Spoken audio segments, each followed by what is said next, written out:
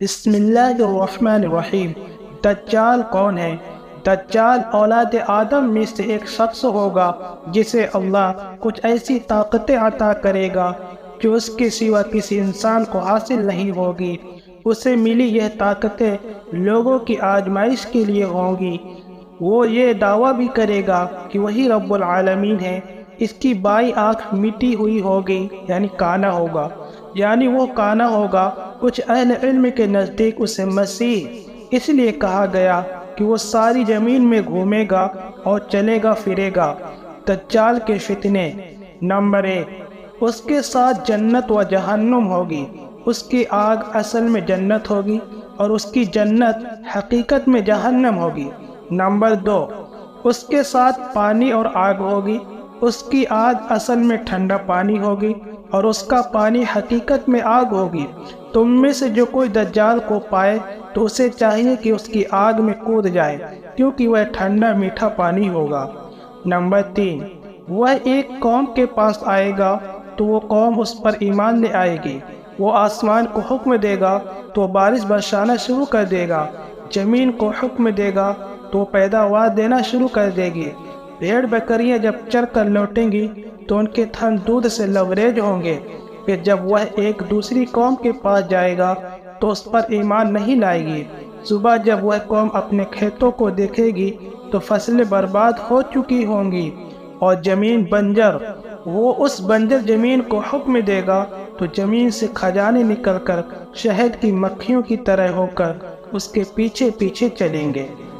Number 4، دجال جب ایک دیہاتی سے کہے گا کہ اگر میں تمہارے مر چکے ماں باپ کو زندہ کر دوں تو کیا تم مجھے اپنا رب مان لو گے؟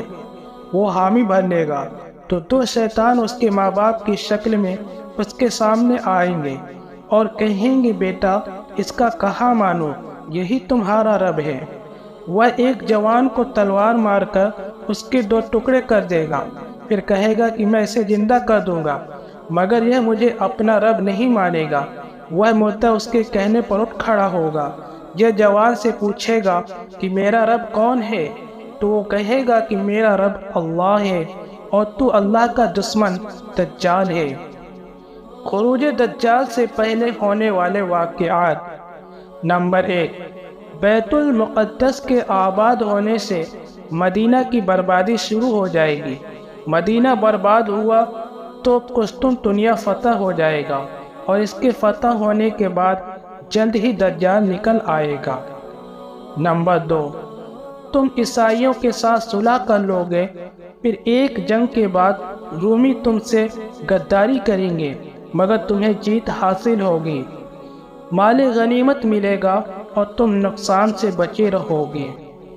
نمبر 3، خروج دجال سے پہلے کے 3 سال بہت سختی بھرے ہوں گے۔ پہلے سال بارش اور پیداوار کم ہوگی، دوسرے سال بارش اور پیداوار کم ہوگی، تیسرے سال نہ کوئی بارش ہوگی نہ کوئی چیز زمین سے پیدا ہوگی۔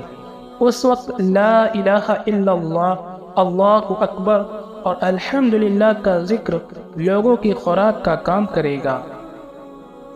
نمبر 4، دجال اس وقت تک نہیں نکلے گا جب تک کہ لوگ اس کے ذکر سے غافل نہ ہو جائے، یہاں تک کہ خطیب ممبر سے اس کا ذکر کرنا تک چھوڑ دیں گے۔ نمبر 5، عربوں کی تعداد کافی کم ہو جائے گی، لوگ دجال کے ڈر سے پہاڑوں میں جا چھپیں گے۔ نمبر 6، خوشحالی کا فتنہ ایک ایسے شخص کے ذریعے اٹھے گا جو خود کو میرے اہل بیت سے بتائے گا، حالانکہ اس کا مجھ سے کوئی تعلق نہ ہوگا۔ پھر لوگ ایک ایسے شخص کو اپنا حاکم بنا لیں گے جو اس لائق بالکل نہ ہوگا۔ اس کے بعد فتنوں کا دور شروع ہو جائے گا۔ آدمی صبح کو مومن ہوگا اور شام کو کافر ہو جائے گا۔ ایسے میں جلد ہی دجال ظاہر ہو جائے گا۔ نمبر 7، خروج دجال کے وقت مدینہ بہترین زمین ہوگی، اس کے ہر سوراخ پر فرشتہ تعینات ہوگا جو دجال کو مدینہ میں داخل ہونے سے روکے گا۔ ایسے وقت مدینہ میں 3 زلزلے آئیں گے اور کوئی منافق خواہ مرد ہو یا عورت ایسا نہ ہوگا جو مدینہ سے نکل کر دجال سے جا نہ ملے۔ ان میں سے زیادہ تر عورتیں ہوں گی۔